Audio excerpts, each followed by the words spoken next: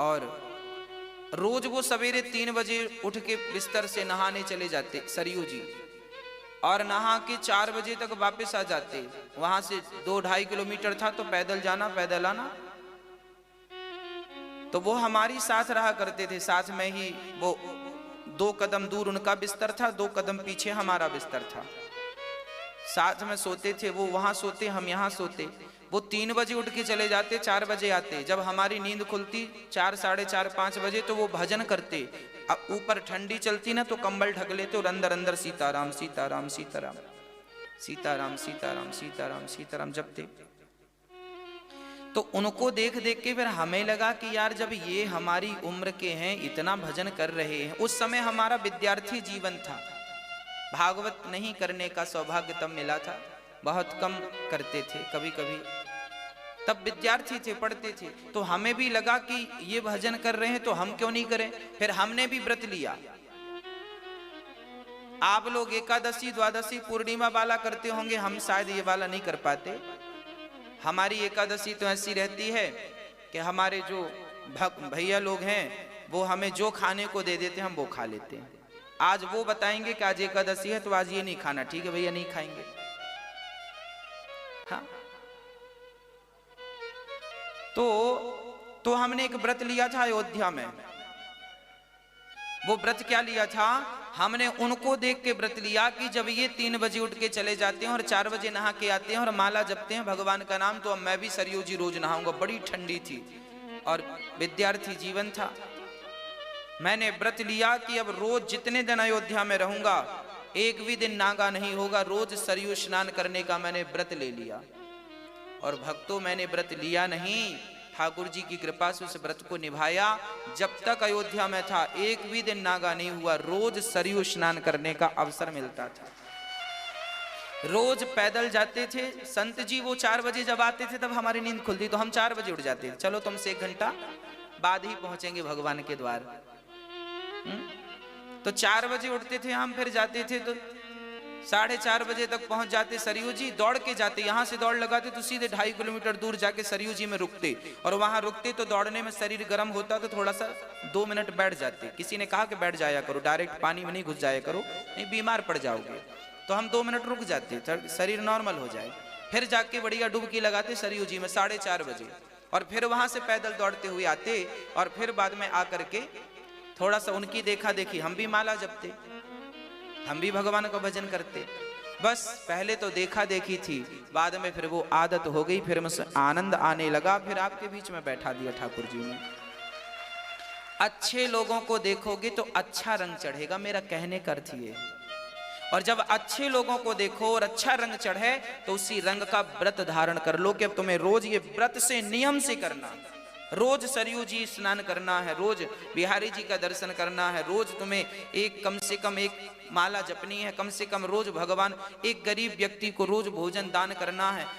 कोई एक अच्छा संकल्प, कोई एक अच्छी बात, एक अच्छा काम रोज के लिए ठान लो। रोज 2 आंसू बहाने हैं भगवान की याद में, यही संकल्प ले लो। इससे बड़ा व्रत और क्या हो सकता है? हाँ, तो व्रत होना चाहिए। व्रत का अर्थ है प्रतिज्ञा। रोटी लड्डू खाने से व्रत नहीं टूटता, आपके भीतर की जो बुराइयां हैं उनसे व्रत टूट जाता है। जैसे शुक्रवार का व्रत हमारी माताएं रखती हैं। शुक्रवार के व्रत में माताओं को किसी ने बता दिया है कि खटाई नहीं खाते। अच्छा, माताओं को किसी ने अधूरी बात बता दी, किसी ने ये तो बता दिया खटाई नहीं खाते, पर बेचारे किसी ने ये नहीं बताया कि खटाई चीज क्या है। और हमारी माताओं ने टमाटर को, इमली को, आम को, छाछ को खटाई समझ लिया, बेचारी नहीं खाती डर के मारे, कहीं संतोषी माता नाराज ना हो जाए। अच्छा, आपको किसने बता दिया कि खटाई नहीं खाते? और जिसने बताया तो उसने ये नहीं बताया कि खटाई चीज क्या है। अरे रामचरितमानस पढ़ते तो तुलसी बाबा ने बताया कि खटाई क्या है, तुलसीदास जी ने बताया। मैं कोई भी बात अपने मुंह से नहीं करूंगा, जो बातें हमारी ऋषि मुनियों ने कही हैं बस वही बात आप तक पहुंचाता हूं। खटाई क्या है? नींबू खटाई नहीं है मेरी मां। टमाटर खटाई नहीं है, छाछ खटाई नहीं है। अरे ये टमाटर, छाछ, नींबू, इमली की खटाई तो केवल दूध को फाड़ती है, इससे ज्यादा क्या ताकत है इनमें बताओ। नींबू की खटाई क्या फाड़ सकता है? केवल दूध, इसके सिवा और क्या फाड़ेगा बताओ? क्या ताकत है इसमें? दूध, नींबू की खटाई सिर्फ दूध फाड़ सकती है, परंतु कपट ऐसी खटाई है जो भाई भाई के रिश्ते को फाड़। हाँ या ना? भगवान राम भी कहते हैं, निर्मल मन जन सो मोहि पावा। आगे लिखते हैं गोस्वामी जी, मोहि कपट छल छिद्र ना भावा। भगवान को कपट ही अच्छा नहीं है, भगवान को कपट पसंद नहीं है, और वही लोगों से छूटता नहीं है। कपट छूट जाए तो फिर बात ही क्या। तो फिर व्रत कैसे रहें? बुराइयों का त्याग करके अच्छाइयों को धारण करने का नाम व्रत है। अच्छे संकल्प, अच्छी प्रतिज्ञा लेने का नाम व्रत है। और जैसे आज एकादशी है, माना कि आज एकादशी है, जब एकादशी आए तो क्या करना चाहिए, व्रत कैसे करना चाहिए, वो मैं आपको बताऊं। गुरुवार आए और भगवान विष्णु का व्रत करना हो तो व्रत कैसे करना चाहिए। मंगलवार आए और हनुमान जी का व्रत करना हो तो कैसे करना चाहिए। सोमवार आए और शंकर जी का व्रत करना हो तो कैसे करना चाहिए। वो व्रत की पद्धति भी मैं आपको बताऊं। व्रत जैसे आज आपका व्रत है, आज एकादशी माना कि, तो आप सुबह जल्दी उठ जाओ और बड़े प्रेम से जल्दी से स्नान करके लोटा भर जल ठाकुर जी को चढ़ाओ, सूर्य भगवान को। और आज एकादशी है तो आज ठाकुर जी का बढ़िया अभिषेक करो, दूध से नहवाओ, दही से नहवाओ, खूब ठाकुर जी का ओम नमो नारायणाय नमः, ओम नमो नारायणाय नमः, नारायणाय नमः, नारायणाय नमः, लक्ष्मी नारायणाय नमः, लक्ष्मी नारायणाभ्याम नमः। खूब स्नान कराओ ठाकुर जी को, दूध दही से और मेवा मिष्ठान खिलाओ पिलाओ ठाकुर जी को। और दिन भर आज मंदिर में बैठ के 4 लोगों को और बुला लो, रिश्तेदारों को, पड़ोसियों, आज एकादशी है, 4 लोगों को बुलाओ और बस कीर्तन करो, श्रीमन नारायण नारायण नारायण। खूब कीर्तन करो, भगवान का नाम खूब जपो। और जाप करने में, कीर्तन करने में, पूजा करने में इतने खो जाओ, इतने डूब जाओ कि सुबह से शाम कब हो गई पता ना चले। अरे भोजन की याद ही ना आए, सुबह से शाम तक आपको भगवान के सिवा कुछ याद ना आए, इसका नाम व्रत है। रोटी छोड़नी नहीं पड़ती, भजन में इतने मस्त हो जाओ कि ये सब अपने आप छूट जाए, इसका नाम व्रत है। कई लोगों को हमने देखा दिन में सोते रहते हैं व्रत के दिन। क्यों सोते रहते हैं? जागेंगे तो रोटी की याद आएगी।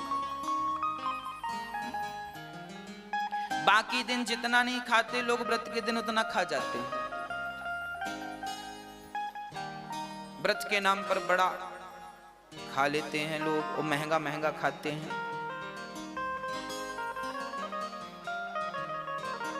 इसलिए पहले हर चीज का अर्थ समझना चाहिए, इसका अर्थ क्या है।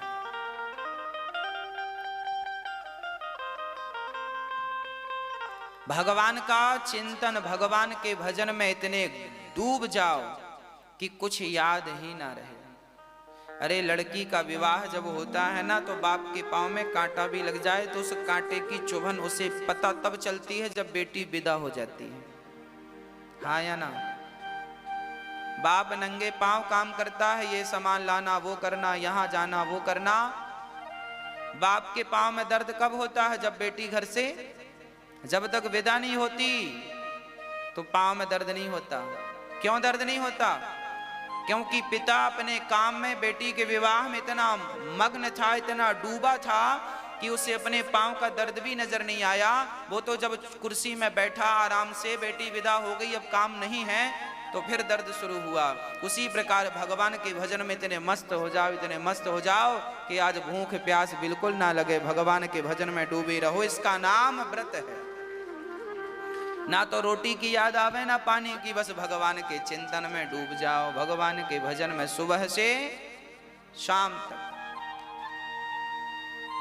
ऐसे ध्रुव जी महाराज ने व्रत लिया कि भगवान को प्राप्त किए बिना मैं लौटूंगा नहीं।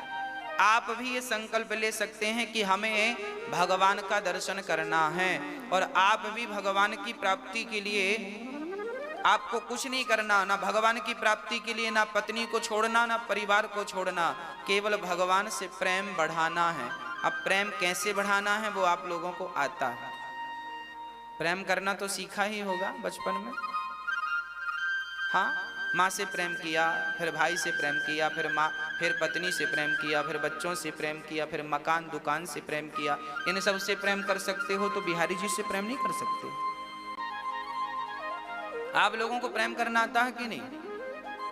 आप लोग अच्छा वाला प्रेम करते हैं। माँ बेटे से कितना बढ़िया प्रेम करती है। माँ और बेटे का प्रेम कितना बढ़िया है। एक पल के लिए बच्चा नजर ना आए तो माँ व्याकुल हो जाती है। देखो कितना बढ़िया प्रेम है। एक पल के लिए बेटा नजर ना आए तो माँ क्या होती है? व्याकुल होती है। बच्चे को चोट लग जाए तो माँ रोने लग जाती है। वाह कितना सुंदर प्रेम है। पर यही प्रेम थोड़ा सा, अरे इसका हाफ आधा भी भगवान से होता तो भी नैया पार हो जाती। पर क्या करें, पूरी जिंदगी जी ली पर इसका आधा भी प्रेम भगवान से ही तो ना हो सका। जितना बेटों से हो गया है आपको, जितना बेटी से प्रेम है आपको, जितना दुनिया से प्रेम है आपको, जितना जगत से प्रेम है आपको, उतना जगन्नाथ से हो जाए तो काम ही बन जाए। फिर तो मोक्ष में कोई बाधा ही नहीं है, भगवत प्राप्ति में कोई बाधा ही नहीं है। पर क्या करें, होता ही नहीं। ये सारे शास्त्र पुराण क्या कहते हैं? हम पूरी जिंदगी हम जब तक जिएंगे तब तक यही कहेंगे आपसे कि भगवान से प्रेम कर लो, भगवान से प्रेम कर लो, भगवान से प्रेम कर लो, भगवान से प्रेम कर लो। सारे वेद, 4 वेदों का सार क्या है? सारे वेदों का सार है भगवत प्रेम। 18 पुराणों का सार क्या है? भगवान। अरे भाई, एक बाप ने बेटी का विवाह किया, बेटी के विवाह में 50 लाख की तो गाड़ी दी और सारे बारातियों को एक एक मोटरसाइकिल दी और करोड़ों रुपया बैंक में बेटी को, दामाद को दे दिया। बड़ा पैसे वाला पिता था, खूब दिया, जाओ ले जाओ, सब 10-20 प्लॉट, 10-20 प्रॉपर्टियां दे दी, ले जाओ, बड़े बड़े अच्छी अच्छी लोकेशन जाओ। एक पिता ने अपनी बेटी के विवाह में अरबों खर्च कर दिया, परंतु उस बेटी का उसके होने वाले पति से प्रेम हुआ ही नहीं। वो दोनों पति पत्नी प्रेम करते ही नहीं। तो अब मेरा प्रश्न आपसे है कि वो दोनों पति पत्नी एक दूसरे से प्रेम नहीं करते तो विवाह का इतना सारा खर्चा सार्थक हुआ कि व्यर्थ गया? हाँ कि ना? व्यर्थ गया कि सार्थक हुआ? अरे भाई, पिता ने इतना खर्चा इसलिए किया था कि बेटी हमारी खुशी से अपने ससुराल में रहे पति के संग, पर पति तो प्रेम करता ही नहीं और ये छोरी भी प्रेम नहीं करती। तो लो, पिता का इतना सारा दान दक्षिणा सब बेकार चला गया। उसी प्रकार तुमने व्रत किए, उपवास किए, यज्ञ किए, जप किए और नाना तीर्थ किए, व्रत किए, सब किए, पर भगवान के चरणों में प्रेम नहीं हुआ तो सब बेकार है। यदि प्रेम हो गया तो सब सार्थक है। ये सारे व्रत, उपवास, नियम धियम सब केवल भगवत प्रेम के लिए ही तो है। आप कथा सुन रहे हैं किस लिए? इसलिए कि कथा सुनने से भगवान के चरणों में प्रेम जाग जाए, और प्रेम जाग गया तो सब कुछ सुनना सफल हो गया, मेरा सुनाना भी सफल हो गया। और प्रेम नहीं जागा तो 18 पुराण भी किस काम के फिर, यदि प्रेम नहीं जागा तो? ये 18 पुराण भी केवल इसलिए हैं कि तुम्हारे भीतर भगवत प्रेम जगा सकें। ये भागवत, ये चारों वेद केवल तुम्हारे भीतर के प्रेम जगाने के लिए ही तो हैं। हम जैसे जितने भी कथा सुनाने वाले हैं केवल आपके हृदय में प्रेम जगाने के लिए ही तो हैं। यदि प्रेम जाग गया तो फिर आप तो भगवत प्राप्ति को प्राप्त हो गए, मिल गए भगवान। जिसके लिए आंखें तरस रही हैं, प्यासी हैं, भटक रही हैं, और प्रेम नहीं हुआ। रामचरितमानस में भी राम जी स्वयं कह रहे हैं। अच्छा, बिहारी जी की पूजा हम लोग कर रहे हैं, आप भी कर रहे हैं। हम लोग, आपने देखा होगा मंदिर में लोग जाते हैं, पुष्पों की माला, लड्डू, पेड़े, तमाम अच्छी बात है, ले जाना चाहिए। पर बिहारी जी से भी कभी पूछ लो कि तुम्हें पसंद क्या है? भाई, आपको हमने 56 भोग खवाया, आओ आओ आप हमारे रबड़ी खाओ, रसगुल्ले खाओ, ये खाओ वो खाओ। अरे भाई एक बार हमारा फर्ज है कि हम आपसे ये भी पूछ लें कि भैया तुम्हें क्या पसंद है। कहीं ऐसा तो नहीं कि हमने जो जो परोसा उसमें कोई भी आपको पसंद ना हो। इसलिए माँ जब बच्चे का जन्मदिन आता है तो माँ बच्चे के लिए वही बनाती है जो बच्चे को गाजर का हलवा पसंद है तो आज माँ ने गाजर का हलवा बनाया है। बच्चे को सूजी का हलवा पसंद है तो माँ ने सूजी का हलवा बनाया है। बच्चे को पराठे पसंद है तो माँ ने पराठा बनाया। क्यों? अरे बच्चे की पसंद यही है। जरा बिहारी जी की पसंद पूछो कि तुम्हारी पसंद क्या है? लड्डू पसंद है क्या? पेड़े पसंद है क्या? माला पसंद है क्या? भगवान कहेंगे ना, हमें ये कुछ भी पसंद नहीं। तो क्या पसंद है? लिख रहे हैं गोस्वामी जी, राम ही केवल प्रेम प्यारा, जान ले ये जो जान निहार। भगवान को केवल प्रेम पसंद है, प्रेम। और प्रेम से भगवान को एक पत्ता दे दोगे तो वो भी स्वीकार है। प्रेम से एक सड़ा सा फल दे दोगे तो वो भी। अरे विदुरानी ने प्रेम से छिलके दिए तो खाए कि नहीं? प्रेम से सुदामा ने कच्चे चावल दिए तो खाए। कच्चा चावल कौन खाता है भैया? आप हमारे घर आवे और हम आपको कच्चा चावल परोसें तो आप तो रूठ जाएंगे, वाह हमें कच्चा परोस दिया, हमें ढोर समझा है क्या, हमें जानवर समझा है क्या? पर सुदामा के कच्चे चावल कन्हैया कहां भागे जा रहे थे? सुदामा जी पका के खा लेते, खिचड़ी बना लेते, दूध डाल के शक्कर डाल के खीर बना लेते। अरे खीर भी तो खाई जा सकती थी, पर भगवान ने कच्चे ही चावल क्यों खाए? क्योंकि भक्त का प्रेम उन चावलों में था। तो भक्त जैसे दिया भगवान ने वैसे ग्रहण कर लिया। विदुरानी ने जैसे छिलके दिए भगवान ने वैसे ही खा लिए। मतलब भगवान वस्तु के भूखे नहीं थे, वस्तु के पीछे जो भक्त का प्रेम था वो प्रेम भगवान ने स्वीकार कर लिया। भगवान बिहारी जी लड्डू खाएंगे, पर लड्डू खाएंगे तब जब खिलाने वाले के भीतर लड्डू से ज्यादा प्रेम हो। लड्डू में जितनी मिठास है उससे ज्यादा प्रेम आपके भीतर होगा तो वो लड्डू भगवान खाएंगे। और प्रेम नहीं है तो फिर वो लड्डू तुम चढ़ा दो, अपनी संतुष्टि कर लो। और प्रेम है तो बासी रोटी भी खाएंगे, छिलका भी खाएंगे। पत्रम पुष्पम फलम तोयम यो में भक्त्या प्रयच्छति। भगवान कहते हैं कोई भक्त ये पत्ता उठाकर दे दे, कह दे कि प्रभु मेरे पास तो बस इतना है, तो भगवान इसे भी चबा लेंगे, इसे भी खा लेंगे। कोई एक पुष्प ही दे दे, भगवान हमारे पास तो ओनली यही है, तो भगवान वो भी स्वीकार कर लेंगे। चल तेरे पास है, तेरी श्रद्धा तो है, तेरी भक्ति तो है, तो खा ले, स्वीकार कर लेंगे। कोई एक फल दे दो, आप जूठा ही दे दो, चलो तुम एक और खा लो, उसके बाद तुम्हें याद आए कि भगवान को नहीं खिलाया तो वही दे दो, भगवान वो भी खा लेंगे। पर वो प्रेम तो हो, वो प्रेम कहां से लाओगे वो आप लोग जानो। मनु जी महाराज के दूसरे पुत्र का नाम था प्रियव्रत। प्रियव्रत का विवाह विश्वकर्मा की पुत्री बरहिस्मती से हुआ, जिनके पुत्र हुए हैं आग्नेत्र। इनके फिर नाभि हुए, फिर अंग हुए, फिर ऋषभदेव जी हुए। ऋषभदेव जी के 100 बेटे हुए। सबसे बड़े पुत्र का नाम था भरत। एक दिन ऋषभदेव जी महाराज अपने सारे पुत्रों को उपदेश कर रहे थे। नायम देहो देह भाजाम्रलोके कष्टान कामान नरहते विड़भुजां। तपो दिव्यम पुत्र कायेन सत्वम शुद्ध्यैदस्मात् ब्रह्म सौख्यम। अच्छा है करोड़ों गुना। इस सुख की तो मैं तुलना करूं गुड़ की तरह। आदमी को गुड़ तब तक ही अच्छा लगता है जब तक उसे रबड़ी ना मिल जाए। एक आदमी ने कभी रबड़ी खाया ही नहीं, बस गुड़ खाता, वो सबसे कहता भाई गुड़ बहुत अच्छा है, गुड़ तुम भी खाया करो। और वास्तविक में गुड़ अच्छा है, ठंडी को खाना चाहिए। गुड़ अच्छा है, गुड़ बड़ा स्वादिष्ट है, गुड़ बड़ा खाया करो। किसी ने रबड़ी चटा दी और रबड़ी चाटा तो भूल गए भाई ये क्या है।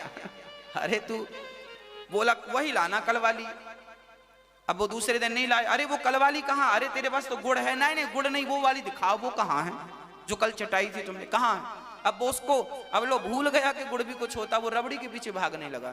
बस संसार का सुख गुड़ की तरह है और भगवान की भक्ति का सुख तो रबड़ी की तरह है। एक बार तुम चाट लोगे ना भक्ति का सुख, एक बार तुम्हारी जिह्वा पे लग जाए राम नाम का सुख, फिर ये संसार का सुख तुम्हें भाएगा ही नहीं। अभी भा रहा है, मतलब अभी वो सुख मिला नहीं,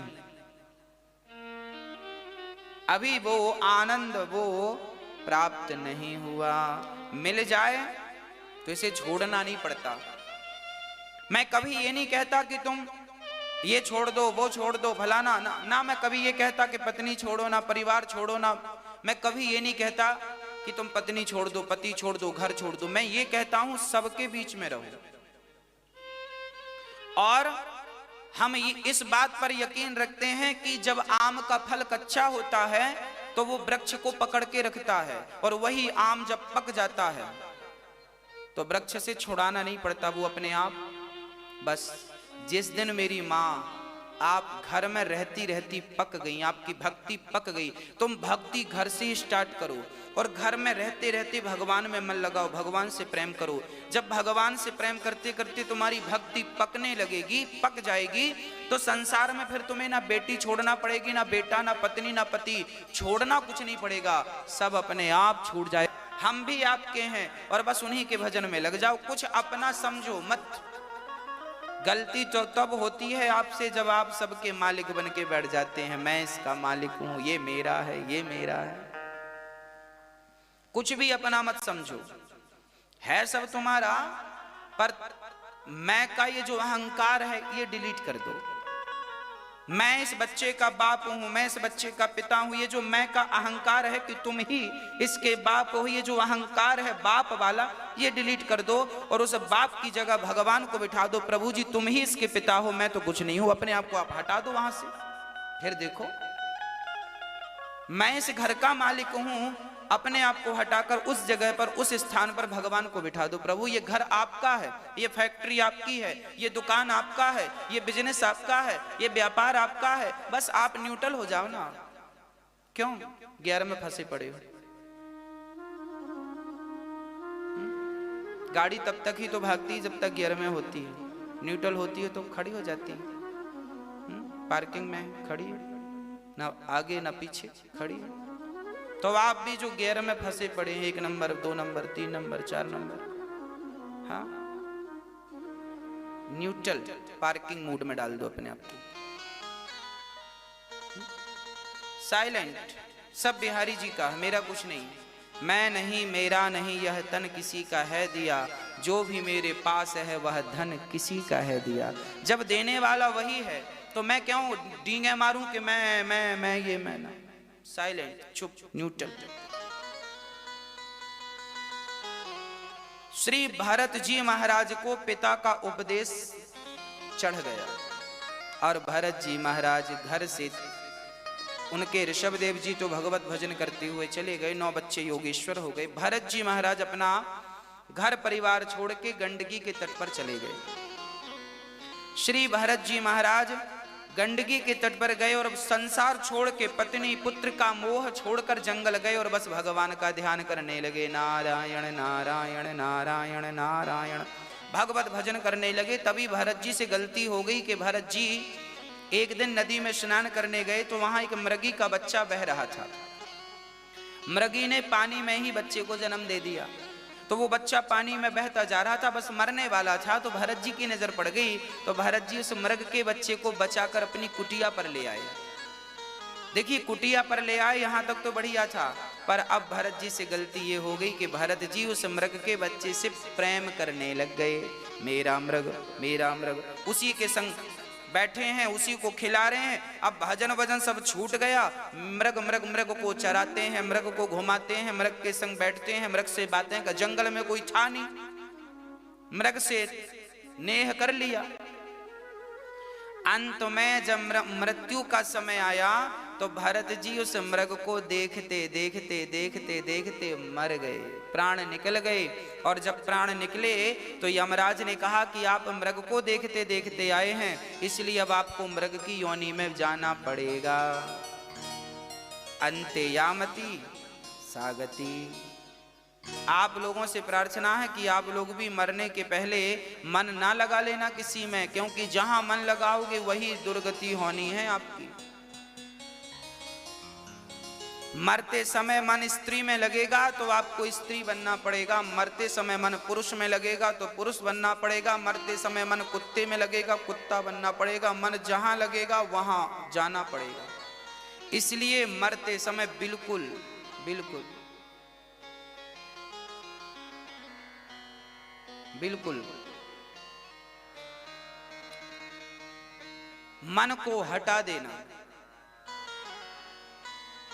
अच्छा, बहुत सारे एडवांस जो लैपटॉप कंप्यूटर है ना आजकल, जहां से जैसे आप काम कर रहे हैं, कोई भी काम करते करते वो बंद हो गया, कंप्यूटर लैपटॉप कोई भी, मोबाइल फोन में भी ये सिस्टम आ गया है, काम करते करते बंद हो गया, बैटरी के कारण बंद हो गया, तो उसके बाद जब आप चार्ज में लगाएंगे तो वो वहीं से स्टार्ट होगा।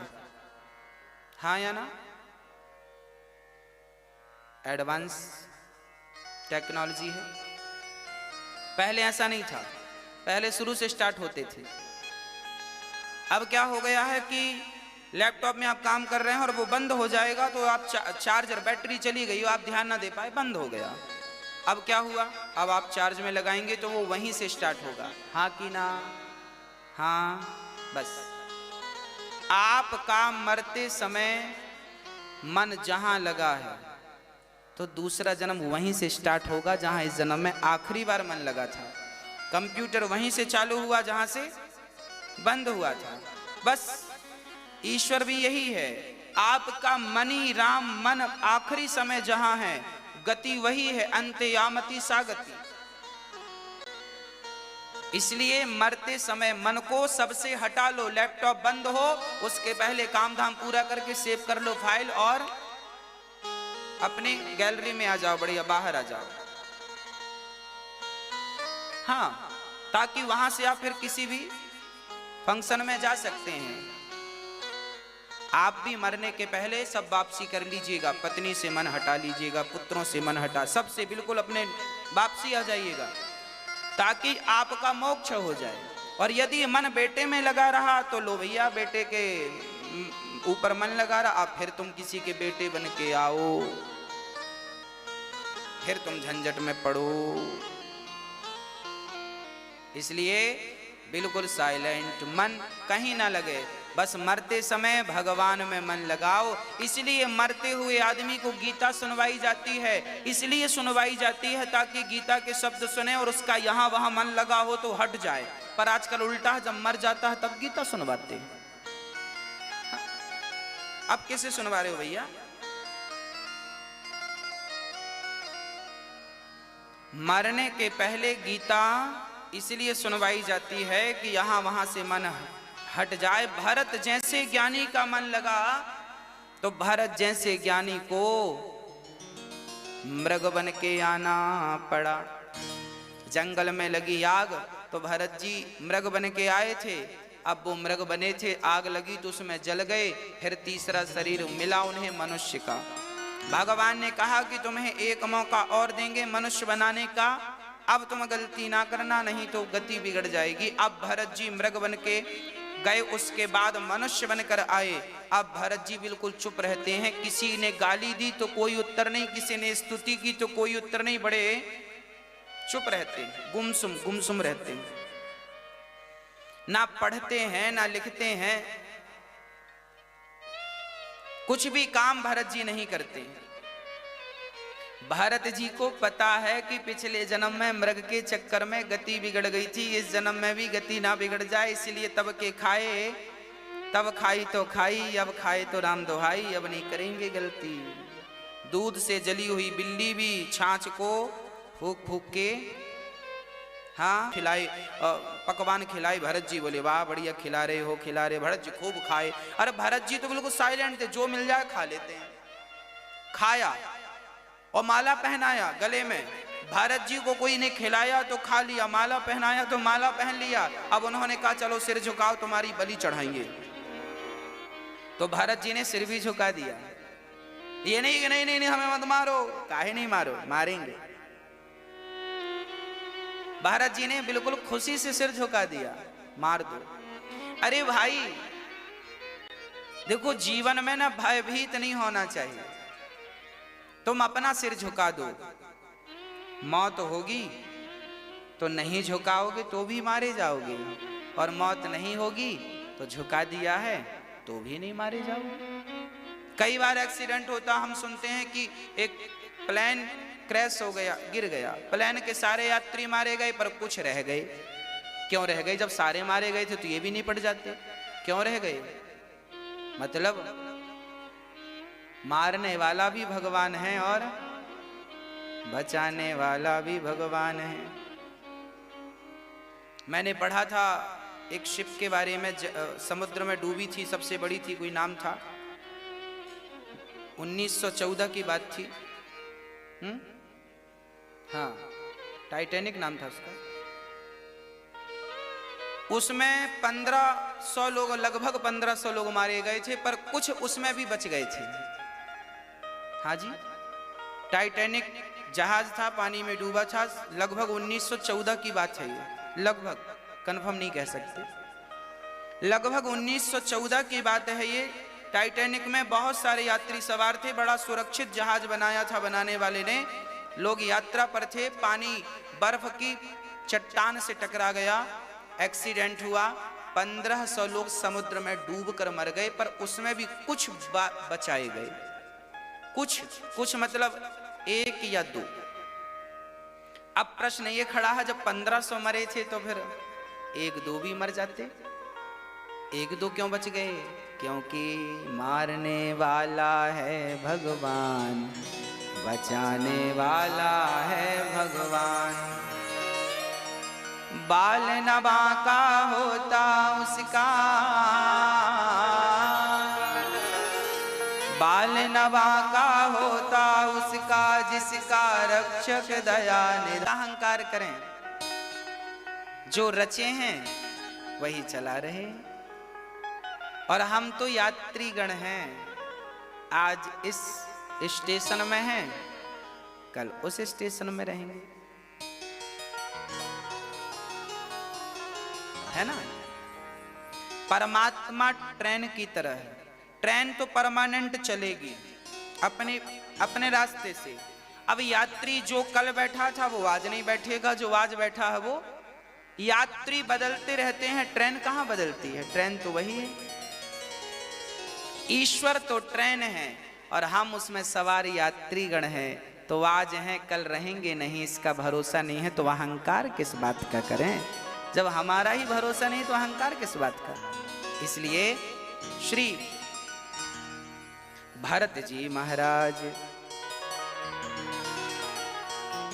अब कोई प्रत्युत्तर नहीं, तभी वहां से सिंधु सौवीर देश का राजा पालकी पर चढ़ के चला और एक कहार बीमार पड़ गया, तो भरत जी को कहार बनाकर लगा लिया।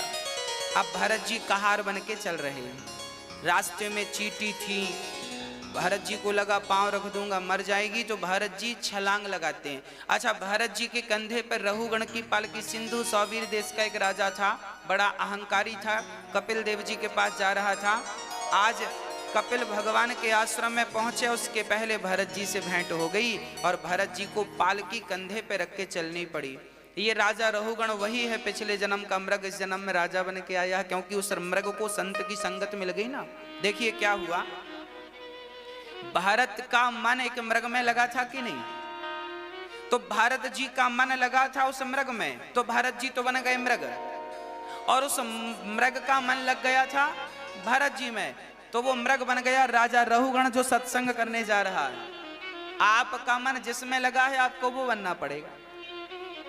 तो श्री भरत जी महाराज रहुगण को, राजा रहुगण जब चींटियों पे पांव ना रख के भरत जी ने छलांग लगाई, तो राजा रहुगण के पालकी सिर पे टकराई। राजा रहुगण ने कहा, क्यों रे, कौन है, ठीक नहीं चल रहे, उछल कूद कर रहे हो? कहारों ने कहा, महाराज ये भर्ती हुआ है, यही उछल कूद कर रहा।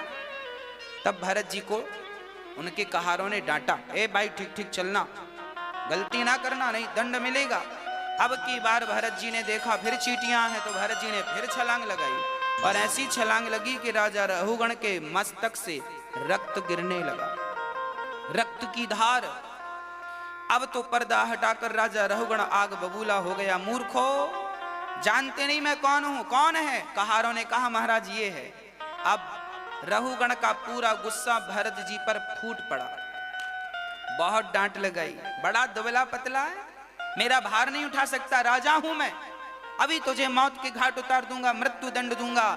भरत जी चुपचाप उसकी सारी डांट सुन रहे थे। मैया जी, दुष्टों के मुंह नहीं लगना चाहिए। गाली जो आपको दे उनके मुंह लगोगे? भारत जी संत थे, चाहते तो श्राप दे के भस्म कर सकते थे, मुझे गाली देता। तपस्या का बल था इनके पास, पर नहीं। कुत्ता आपको काटता है तो आप तो कुत्ते को नहीं काट लेते, आप तो इंजेक्शन लगा के अपना इलाज करते हैं, और आपने भी उसे काट दिया तो फिर उसमें और तुम में अंदर क्या रहा?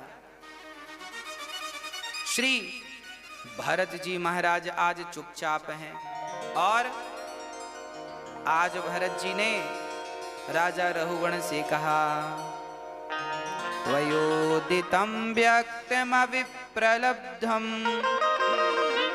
भरतो समय स्याददि वीरभारः गन्तुर्यदि स्यादधिगम्य मध्वा पीवेतिरासौ न विदां प्रवादः। आज रहुगण ने कहा, तुम बहुत दुबले पतले हो। भरत जी मोटे ताजे थे तो व्यंग कर रहा है, बड़े दुबले हो, हमें उठा नहीं पा रहे हो। तब भरत जी ने जवाब दिया, राजन देखिए, भार तो शरीर में होता है, मोटा पतला शरीर हो सकता है, आत्मा नहीं हो सकती। आत्मा तो एक जैसी है।